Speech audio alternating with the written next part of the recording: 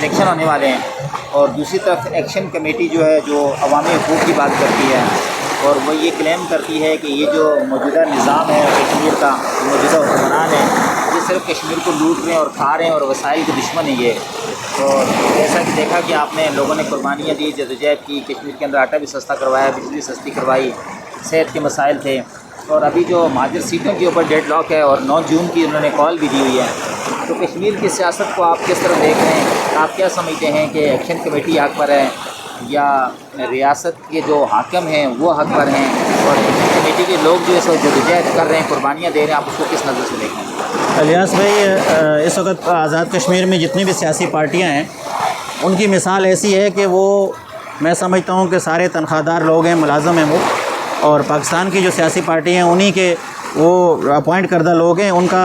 عوام سے کوئی تعلق نہیں ہے۔ اگر وہ تعلق ہوتا تو انہوں نے 78 سالوں میں کچھ نہ کچھ تبدیلی اپنی عوام کے لیے کی ہوتی۔ جتنا ان کو فنڈ ملتا ہے یا جتنے ان کے پاس ذرائع ہیں، یا وہ جب اسمبلیوں میں جاتے ہیں وہاں حق و سچ کی آواز بلند کر کے وہ بہت کچھ تبدیل کر سکتے تھے۔ میں مثال کے طور پہ اگر وہ اسمبلی میں موجود تھے تو کہہ سکتے تھے کہ بھائی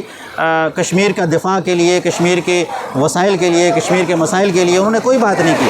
وہ تنخواہ پہ رکھے، ان کو تنخواہ ملتی ہے، وہ آتے ہیں 4 سال کے لیے تنخواہیں اپنی لیتے ہیں چپ کر کے، اور جب عوام میں جاتے ہیں تو تھوڑا سا بولتے ہیں اور پھر عوام ان کو گلے لگاتی ہے، ہاتھ ڈالتی ہے۔ ابھی آپ دیکھیں ابھی جو ماحول چل رہا ہے کہ الیکشن ابھی آیا نہیں، اس سے پہلے ہی ایک دوسرے کو ہاتھ ڈال رہے ہیں۔ بھائی کس بات کے ہاتھ ڈال رہے ہو آپ؟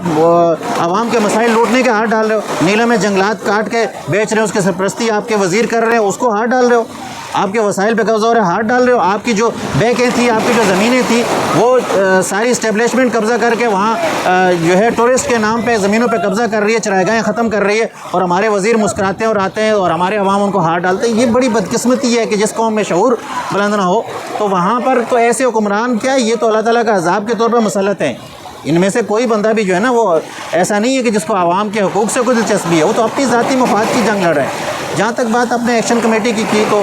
ایکشن کمیٹی نے اپنی ایفرٹ دکھائی ہے، اور اللہ کرے کہ یہ صدق کے دل سے اور خلوص نیت کے ساتھ آگے بھی چلیں۔ اگر جہاں ان کو لالچ آیا یا جہاں یہ کسی کے ہاتھوں میں کھیلنے لگے تو اس سے میں سمجھتا ہوں کہ ریاست کو نقصان ہوگا،